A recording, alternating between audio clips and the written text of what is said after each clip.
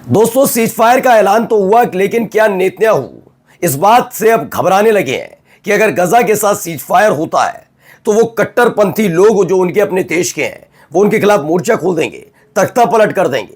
क्योंकि खबर निकल कर आ रही है कि ट्रंप की तरफ से जो हमास के साथ सीज फायर का ऐलान किया गया उसका नेतन्याहू ने विरोध कर दिया। उन्होंने कहा कि हम किसी भी तरह का सीज फायर नहीं मानते। ये अंदर खाने से खबर है। इसी बीच यमन ने भी मोर्चा खोल दिया और सीज फायर के ऐलान को पूरी तरह से खारिज कर दिया कि सीज फायर का इस प्लान का कोई मतलब नहीं।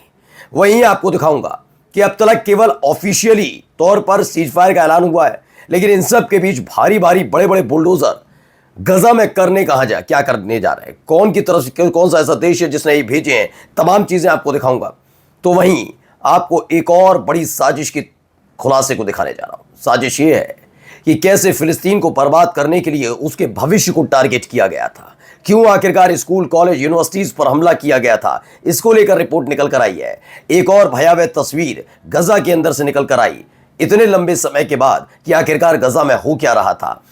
और उस शिप फ्लोटिला शिप पर जो सवार थे वो जब वापस लौटे तो उन्होंने सुनाई कहानी, तो यकीन मानकर चलिए आप हैरत में पड़ जाएंगे। बहुत सारी आज खबरें दिखाने जा रहा हूं और दिखाऊंगा ईरान के हत्थे चढ़े मोसाद के एजेंट्स के साथ क्या हुआ। नमस्कार, मैं हूं प्रज्वल गौतम और आप देख रहे हैं the live TV. The live TV, सच सबसे आगे। शुरुआत करने जा रहा हूं इस खबर के साथ। पहले एक बड़ी खबर आई है, Netanyahu reject Trump's call for peace with Hamas. Report ये हर कोई जानता है कि डोनाल्ड ट्रंप इस पीस की तरफ क्यों थे। एक तो अमेरिका का वजूद, पश्चिमी देशों की नाराजगी, मिडिल ईस्ट में भी लगातार इजराइल को लेकर पनप रही नाराजगी, और इन सब के बीच एक पीस प्राइज, नोबेल पुरस्कार चाहिए ही चाहिए था। तो इसके ही जरिए से ही उन्होंने माहौल बनाने की कोशिश की। लेकिन अगर ट्रंप के इस ख्वाब के बीच में अगर नेतन्याहू रोड़ा अटकाने का काम करेंगे तो क्या होगा।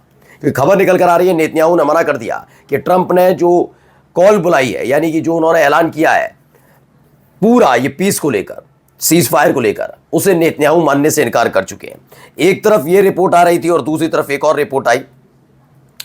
ये एक रिपोर्ट निकल कर आई, Yemenis reject Trump peace for plan for Gaza, और इसी के साथ कई लोग वहां पर इकट्ठा हुए। Peace plan. They urged Palestinians to resist at all costs. They stressed that laying down arms will only aid Israel's ultimate plan of occupation. We came out today to say we reject Trump's latest scheme. तो Yemen ने पूरी तरह से फिलिस्तीन का support किया और कहा कि वो protesters reject Trump's peace plan for Gaza. उन्होंने मना कर दिया कि इसकी कोई ज़रूरत नहीं, ऐसा ये नहीं माना जाएगा, वजह जो भी बताई गई हो। लेकिन इन सब के बीच देखिए तस्वीरें भी निकल कर सामने आई। बड़े बड़े बुलडोज़र वहाँ पर क्यों पहुँच रहे हैं, कैसे पहुँच रहे हैं, ज़रा पहले मैं दिखा दूँ। ये देखिए, ये बुलडोज़र वहाँ पर पहुँचने लगे। पहले तो घबराहट पैदा हुई कि अचानक इतने सारे बुलडोज़र क्यों गजा जा रहे हैं, लेकिन आखिरकार इसकी कहानी निकल कर आई। कहानी यह है कि जिस तरह से एक एक करके बम गोला बारूद दागे गए, बड़ी बड़ी बिल्डिंग्स ध्वस्त की गई, सड़क पर मलबा पड़ा हुआ है, उन मलबों को हटाने के लिए, उस मलबे को हटाने के लिए इजिप्ट की तरफ से, मिस्र की तरफ से ये भेजा गया है, जिससे सड़क को पूरी तरह से ठीक किया जा सके, शहर के हालात, देश के हालात को ठीक किया जाए गजा में, और इसके लिए सारे के सारे वहाँ पर गए। देखिए एक और खबर, ये एक तस्वीरें निकल कर आई, कैसे वहाँ से मलबा हटाना शुरू कर दिया गया है। खान यूनुस की ये तस्वीर है। उन्होंने कहा ये ऑफिशियल सीज फायर अनाउंसमेंट के लिए इंतज़ार नहीं किया, और जो रबल और वहाँ पर तमाम चीज़ें थी उन्हें हटाया गया और रास्तों को खोला जा रहा है। ये लगातार वहाँ पर काम होना शुरू हो चुका है।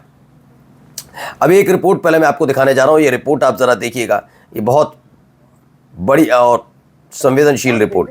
Assassinated academics too, which has been described, as we heard in our film there, as scholasticide. I mean, in your opinion, why are they attacking your scholars and educational institutions?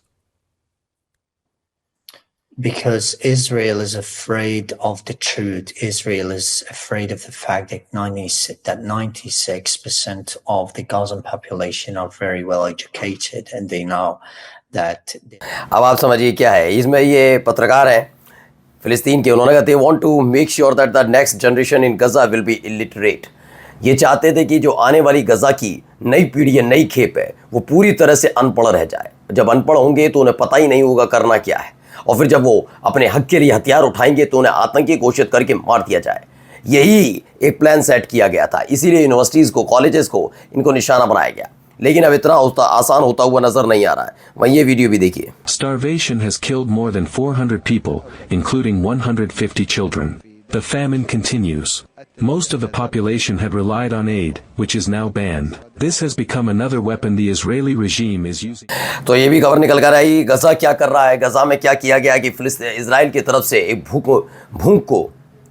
होती है लोगों की, उसे एक हथियार के तौर पर इस्तेमाल किया, भुखमरी को एक हथियार के तौर पर, इन्हें खाना मत तो ये मर जाए खुद पे खुद, यानी बम गोला बारूद की ज़रूरत नहीं, तड़पा कर कैसे मारने की कोशिश की गई, वो एक खबर निकल कर सामने आई। एक ये बार्सिलोना भी देख लीजिए, यहाँ पर भी प्रोटेस्ट होना शुरू हो गया। ये तस्वीर निकल कर आई थी कि बेतहाशा लोग आपको नजर आएंगे, दोनों तरफ बड़ी बड़ी इमारतें और बीच में देखिए बेतहाशा लोग सड़क पर उतरे हुए हैं। ये एक तस्वीर निकल कर सामने आई है कि कैसे लोग समर्थन में उतरे हैं। भाई यहाँ पर भी समर्थन हो रहा है। प्रेस टीवी की ये भी रिपोर्ट देखिए। At Paris Roissy, pro-Palestinian associations and several unions gathered at Terminal 2B to oppose an export of electronic components allegedly bound for Israel's military industry. तो इसमें खबर है कि फ्रांस के जो फ्रेंच प्रोटेस्टर्स हैं उन्होंने उस शिपमेंट को ब्लॉक कर दिया, जो शिपमेंट इलेक्ट्रॉनिक कंपोनेंट्स यानी इलेक्ट्रॉनिक जो उपकरण होते हैं उन्हें लेकर इजराइल की मिलिट्री के लिए जा रही थी। यानी यहाँ पर रोक लगा दी गई, किसी भी तरीके से ये नहीं करने दिया जाएगा। वहीं कई सारे देखिए a number of activist who were on board global Sumud flotilla, वो वापस लौटे तुर्की जब इजराइल के अथॉरिटीज़ ने इन्हें वहाँ से वापस रवाना किया। चेहरे पर मुस्कान बता रही है कि वहाँ क्या क्या हुआ, कैसे कैसे हुआ। ये देखिए यहाँ पर भी कुछ खबर निकली। Hepsi siyasetçisi, hepsi bize böyle böcek muamelesi yapmaya kalktılar ama herkese böyle davranıyorlar. Greta'ya çok ağır işkence yaptılar. Gözlerimizin önünde. Evet, Greta'ya zulmettiler. According to the Turkish activist और ग्लोबल सुमित फ्लोटिला पार्टिसिपेट, दे drag little Greta Thunberg, उन्होंने कहा उनके बाल पकड़कर खींचे गए, उनकी आंखों के, उन्होंने कहा हमारी आंखों के सामने उनके बाल पकड़कर खींचे गए हैं, उन्हें पीटा गया, वो इजरायली फ्लैग को किस करने पर मजबूर किया गया। ये तमाम चीज़ें तुर्क के लोग बता रहे हैं, तुर्की कि किस तरीके से उनसे बदतमीज़ी की गई। ये सारा काम वहाँ पर किया जा रहा है, कैसे सारी हदों को पार करने की कोशिश की जा रही थी, ये तमाम चीज़ें। और इन सब के बीच एक और वीडियो जारी कर दी गई जब इजराइल कह रहा है कि मुझे पसंद नहीं। नेतन्याहू को लेकर खबर है कि उन्होंने इस सीज फायर को मानने से इनकार किया, तो एक वीडियो निकल कर आइए, देखते चलिए। Palestine has risen from the ashes. The nation has gone a long way in its struggle against the occupation regime of Israel, from throwing stones to flying drones. तो इसमें बताया गया फ्रॉम स्टोन्स टू ड्रोन्स का operation Al Aqsa flood has shown that फिलिस्तीनी has rise from the ashes. उन्होंने कहा कि राख से बनकर खड़ा हुआ है फिलिस्तीन। कैसे इस समय केवल पथराव किया जाता था, आज उनके पास ड्रोन है, उन पर हथियार है, उन पर तमाम साजो सामान है। इसका प्रदर्शन उन्होंने कहा कि अगर आप चाहते हैं कि सीज फायर ना हो तो नहीं होगा, आगे भी ये युद्ध अनवरत तौर पर चलता रहेगा, ये स्पष्ट कर दिया गया है। अब आइए जरा इनको भी सुनिए। Individuals, some are dual citizens, serve in the Israeli Defense Forces. And many soldiers or former soldiers come to Australia. तो ये farmer Australian human right commissioner है, इन्होंने कहा कि बहुत सारे इजरायली सोल्जर्स ऑस्ट्रेलिया आ रहे हैं जो वॉर क्राइम सस्पेक्ट्स हैं। गजा में जो कुछ हुआ, उन्होंने इजराइल की तरफ से युद्ध लड़ा है, तो वो वॉर क्रिमिनल हो सकते हैं। पहले उनकी जांच की जाए, तमाम काम किए जाए, उसके बाद ही उन्हें आने दिया जाए। यही नहीं, इन्होंने ये भी स्पष्ट कर दिया कि ये ना सोचा जाए कि बहुत आसान हो जाएगा। अगर इसराइल में कि F-35 जेट्स जिसने गजा में बमबारी की, उसमें अगर ऑस्ट्रेलिया के कलपुर्जे भी इस्तेमाल हुए हैं तो ऑस्ट्रेलिया भी इस वॉर क्राइम का एक हिस्सा है। ये स्पष्ट किया गया। ये कौन है? ये खुद ऑस्ट्रेलिया के हैं जिन्होंने अपनी सरकार के खिलाफ मोर्चा खोला है।